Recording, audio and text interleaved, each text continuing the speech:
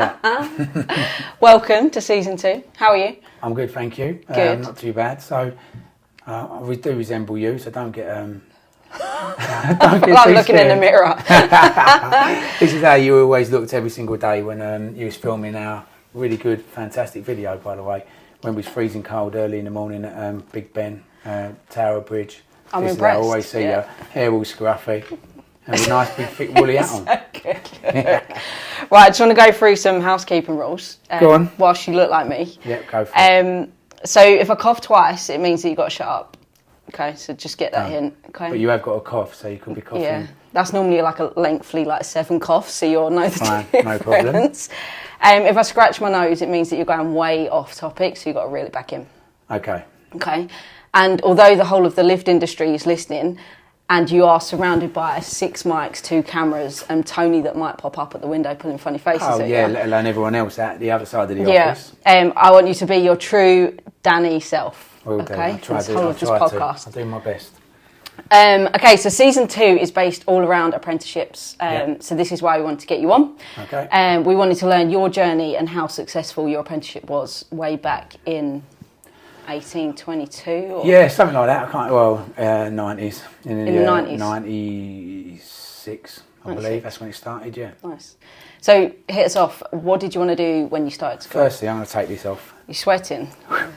Oh, there he is. Hold on a minute. Back. For those of you who know me, it's going to take me a couple of minutes to do my barnet. 96, I suppose I left school. Actually left school in 94, so it's probably 95 the apprenticeship was offered to me.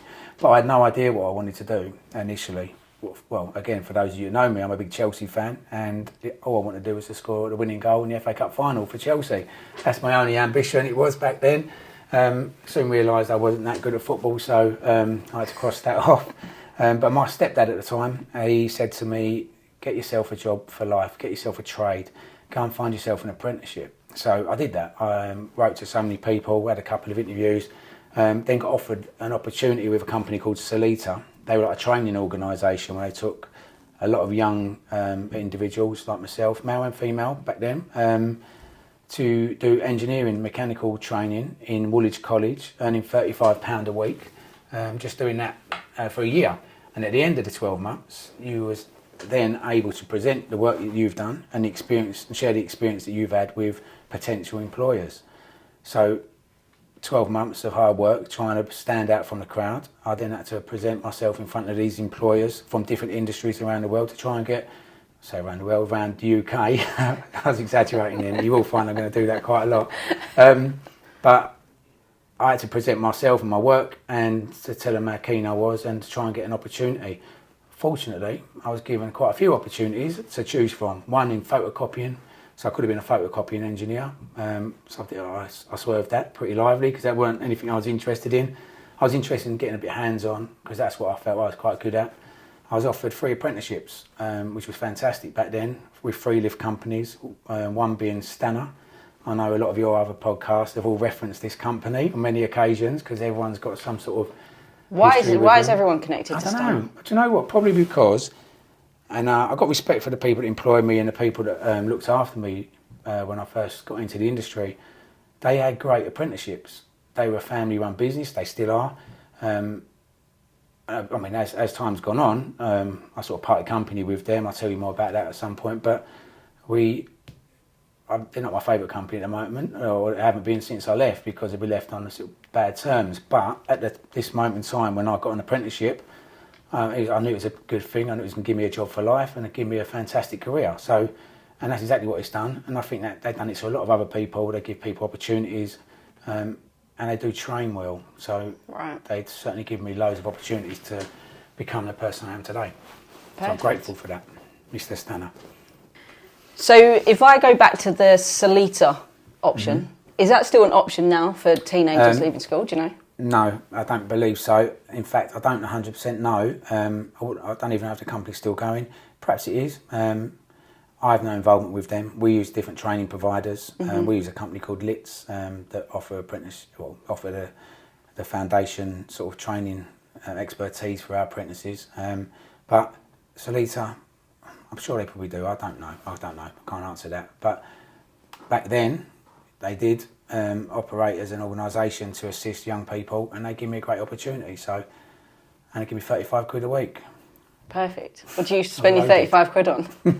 Probably football stickers or something. I don't know. Or travelling, getting a bus, getting my 122 bus from Eltham to Woolwich College every day. Nice. That's probably it. That was all. When did you stop playing football? Stop playing. Still playing? No. I'm, funny enough, it's my birthday today, everybody. I've come in especially for Alice today on my birthday. I'm 46 today. I know I don't look it, but I am. I started playing football when I was 36. Okay. Because of children, really. Yeah. Spend most of my weekends driving around, dad's taxis. Nice. So yeah, but I still love football. I'm still passionate about it. So, what was your first job? At what age? First job, paper round at 13. I've always been a grafter. I've always worked hard. I don't know if my mum sees this. Never come from a very rich family. Quite a struggling family, really. My mum raised us on her own for many years. Got a couple of brothers, a couple of sisters. So we was all told at an early age, go out and work hard, and you'll reap the rewards. And the paper round money that I earned enabled me to, I don't know, buy my own things rather than ask my mum for money. And then I got a job in Sainsbury's at 16 in Eltham. I only wanted to work in there because the women in there were quite nice. I fancied a few of them. That's the only reason I wanted to get a job. A special counter? Was it like the Yeah, that was all on checkout. So obviously I worked my way up and worked on checkouts behind the good-looking women, nice. Girls back then. And so I've done that. So I've always worked as a kid, and then I've chased this apprenticeship down. Fortunately, I got one. So, and ever since then, I've not looked back because I've worked hard. So where did that lead you onto after your apprenticeship? After my apprenticeship, so it was a 4-year apprenticeship. I found this on the web. Oh my God. Wow. Someone else who joined the room. Cut that bit. Yeah. Start that again. Yeah. Take 2. Go on. Oh God, my I'm heart. going to sell water out of my Target Lifts cup. So where did your apprenticeship lead? Well, it led to where I am now, I suppose, but I've done a 4-year apprenticeship. They released at Woolwich College, where I've done a BTEC first certificate in engineering, mechanical and electrical, led to a BTEC national certificate in the same thing. I got J modules back then. For those of the people that are watching this, old enough to remember the J modules. The equivalent is the MVQ3 now. I've done a really fantastic apprenticeship, and I'm very grateful for that opportunity that I had. I then progressed as a repair engineer in Stana, doing small repairs, which I really enjoyed. I thoroughly enjoyed it actually, because I was going to different buildings, meeting different people, different clients, seeing different lifts, and just trying to do the best job I possibly could do with the responsibility I now had. Now I was qualified, and then went on to being trained as an MVQ4 test engineer for Stana. And I tested quite a lot of Network Rail stations. Everyone knows they've got a big contract with Network Rail. I tested quite a few back then. Big responsibility at a young age. I've always been quite young in the opportunities that were given to me, but I've made the most of them. I then was like a project supervisor, stroke manager for Stana again.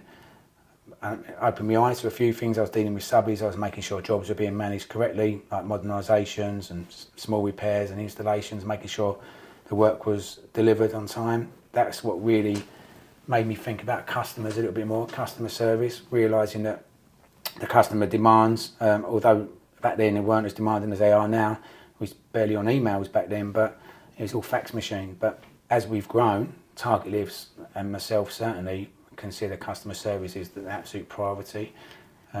What would you say some lessons that you took away from your apprenticeship that you still reflect back on now? Okay, well, if I was to do it all again, I probably wouldn't be so cocky. I thought I knew it all a little bit when I was 17, 18. I've got an apprentice right now, actually, a guy called Luke, lovely fella.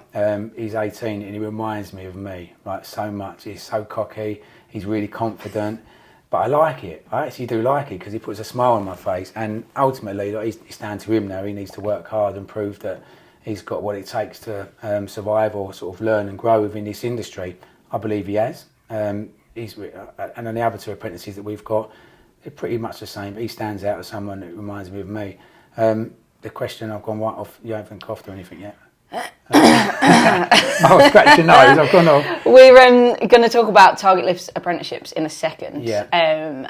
But just going back to that question, what lessons would you say that you still reflect back on? So something like to always listen, communicate correctly, and things like that. Well, I say this to any apprentice now. It's the first thing that comes out of my mouth. If I sit down and talk to them, I tell, and this is how I wasn't 100% fantastic at it when I was 17, 18, because I was going out a lot, I was enjoying myself. But I always tell people, get your backside out of bed. Do not be late.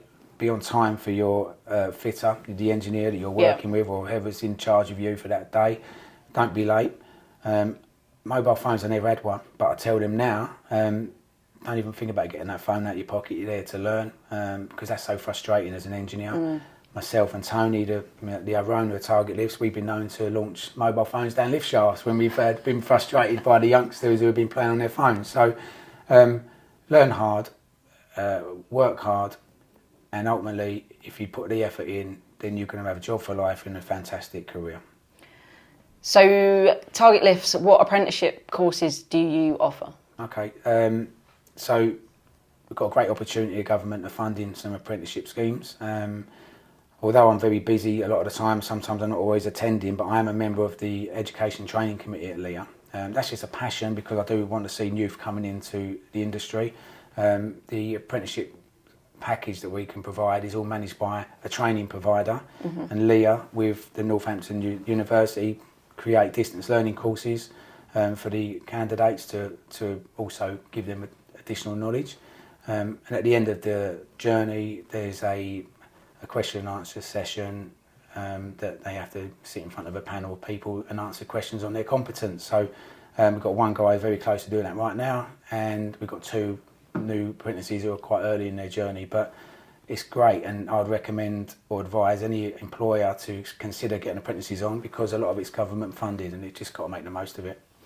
Do you know if other companies offer that? Is that kind of Target specific, or is it? No, you've always got the big companies, the big four, like they're always, and Stan themselves, they're still employing apprentices, and they have done. I'm assuming they have done for a long time, but there was a massive lull in apprentices within our industry, which is something that's frustrating for me, and it's massively frustrating for a lot of other employers now. So the competence levels, the skill sets of some engineers that didn't have the foundations that I had, it's so noticeable, and it makes it difficult for us as employers to sort of get the expertise and the experience out there, which everyone's crying out for. So it's important that people in positions like myself just continue to grow the industry by bringing in new blood, training individuals, male and female, in all different aspects of the industry. It's not just engineers, there's apprenticeships in other things, so administration, for example, even the sales opportunities that we give people, not apprentices as such. We've got a sales individual, a lady called Georgia who works with us. She's doing distance learning courses off her own back. So there's opportunities in this industry to have a career and a job for life. What has been your worst apprenticeship experience? My worst?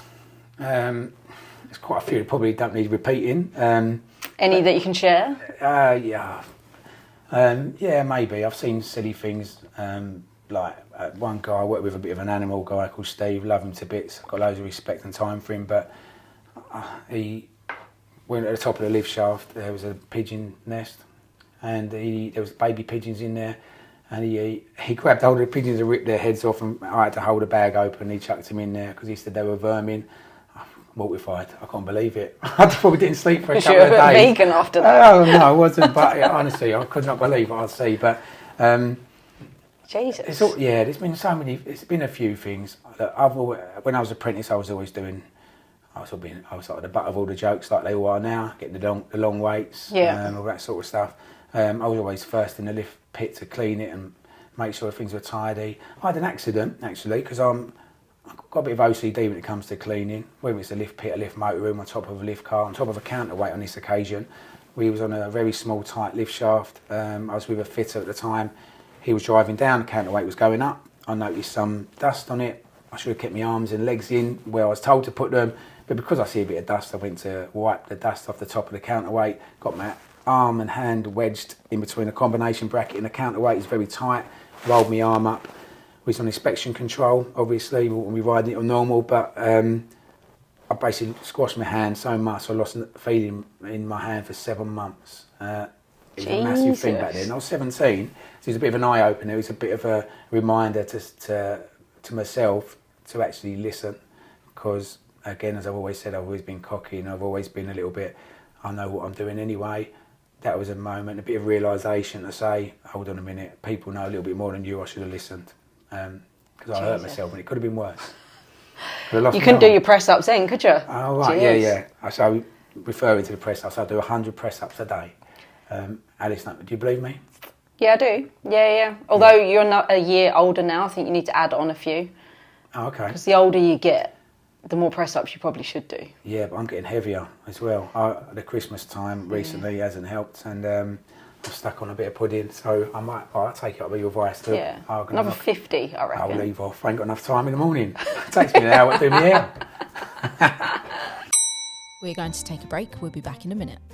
VM Elevators is a premium and independent lift and escalator services provider, covering call-outs, routine maintenance, modernisation, design and installation across all business sectors.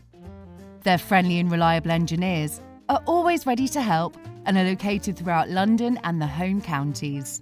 So whether you are looking to upgrade your existing lift or escalator, seeking innovative solutions for a new construction project, or requiring a reliable maintenance services provider, choose VM Elevators to be your trusted partner. Elevate your business and call VM Elevators for free today on 0800 448 8615, or submit a free quotation request form and find out more via www.vmelevators.com. VM Elevators, where vertical mobility meets unparalleled excellence.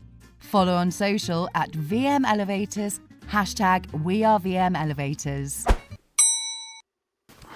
So what would you say the ratio of male to female is currently doing apprenticeships in the lift industry? Very low, I'd say. I don't know the reason why. It's quite difficult to get anyone excited about getting into lifts, unfortunately, because of the social media fame, sort of ambition that people have got. My children certainly have. To get into engineering, it's hard sometimes to try and excite people to do it, but the ratio, I've got no idea. I know the big four, again, the Coney, Otis, Thyssen, I've mentioned Stanner. I'm sure they are employing females. In fact, I know they are. I've seen it on their websites, and they're certainly promoting the fact that they do. I would love to employ a female engineer apprenticeship, but unfortunately, I'm not getting the people coming forward. The other day I got an email offering, someone asking me if I offer apprenticeships to their daughter. Straight away I picked up the phone, but they wanted an administration role, not an engineering role. So I would say the ratio is pretty low, and hopefully that improves. Yeah.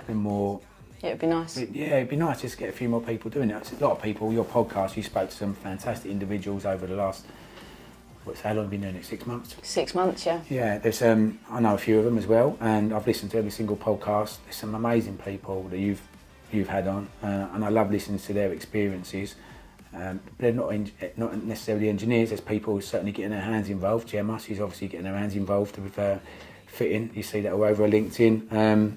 There's loads of opportunities for people, male or female, makes no difference. If we can encourage it in any way, then I'll be all over promoting that. Nice. So we love to end our podcast in tradition, and we would love to know who you'd want to be stuck in a lift with. Okay, I'm going to say my Mrs. Ellen, because she's a bit of a legend, but I know what you're going to say, she's not famous. She's famous in the target lift world, of course, she's epic, but no, someone famous. Okay, I'm going to choose two people sporting wise. Okay. Firstly, I'm a big Chelsea fan. I've told this already. Frank Lampard, he's a big hero of mine. I had the opportunity to meet him recently at a Chelsea function. Didn't get the opportunity to have a conversation with him, like a long, lengthy conversation. So if he was in the lift, I'd have loads to talk about, because he's given myself and my family plenty of memories over the years. The other one would be the boxing promoter Eddie Hearn. So everyone knows me for that. Danny the Finger, the names I've had people coming up to me and asking me for photographs with fingers and stuff when I've been abroad. Really strange, really weird. I don't know about that, I love it. Sure, yeah. Eddie Hearn, every single time he gets a new boxer, he's always doing the finger. So I went to the PDC Darts World Championships. I go every year, I love it. We take 10 people from the office, we have a right good old knees up, and we obviously have a few drinks, but we enjoy the darts. When I went there once, this Irish security guard come up to me, said, it is you, isn't it? And I went, yeah, mate, it's me. Of course it's me. I think, who's he talking about? It's Danny, yeah, I'm here. He said, he got on his walkie-talkie, and I overheard him. He went, Eddie Hearn's here. Eddie Hearn's coming through. Brendan and Tony, who I was with, they was like, oh my God, he thinks you're Eddie Hearn. And my beard was a little bit longer then, so I don't know, maybe resemble him, but he's about a foot taller than me. And he walked us all the way through security, sat me down on a table, sat all of us down on a table. I'm telling everyone to be quiet, just go along with it. And he sat us next to Barry Hearn. Barry Hearn runs the PDC Darts Championships. Yep. Barry Hearn's Eddie's dad. He's looked at me as if to say, why are you not talking to your dad? Then someone went up to him, politely said to him, that ain't who you think it is. And after that, he was giving me the daggers, he's doing all that to me. But fantastic, like really funny. And ever since then, I think I've done one photograph with an employee. I've just carried it on, and whether people like it or not, it's quite funny. How long ago was that? Well, I don't know, a year and a half ago, I suppose. But I do it all the time. People come, when we employ new people, they say, we know what's coming. It's coming. I think they like it. I get people, someone texted me yesterday on LinkedIn with all of them, a load of fellas out having a beer in the lift. They're people from the lift industry, and they're sending me photos and pointing at each other. It happens all the time. It's really funny. I quite like it. I even walk around with things like this on me all day long. As you can probably see behind me, everyone sends me like finger memorabilia or just... I think you've made it famous because obviously I know that he does the point, but I was Googling images with him pointing and you come up more than he does with the point. Really? Yeah. No way. Well, Eddie, you're missing a trick, mate. Yeah. More photos. Yeah. So if it was the two people I was stuck in the lift with, two people I really sort of, I don't know, not look up to, but people who put smiles on my faces in the sporting world is them, Frank Lampard and Eddie Hearn. Nice. So as it's a special day, and I hear, like you said, 46. I was going with 36, but I was trying to be sure polite. Most people would. Okay. Yeah. We've got a special birthday cake for you. Okay.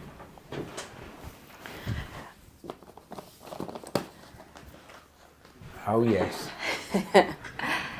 Special birthday cake and a card, but you've got to earn it.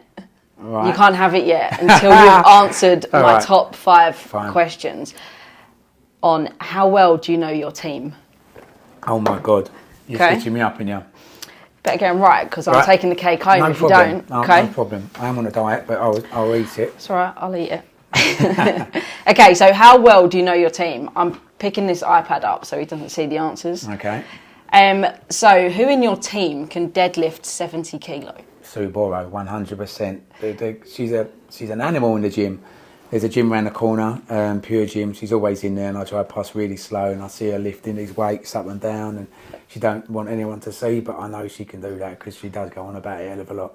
Boom. I'm right now. Answer number 1. Sue is correct.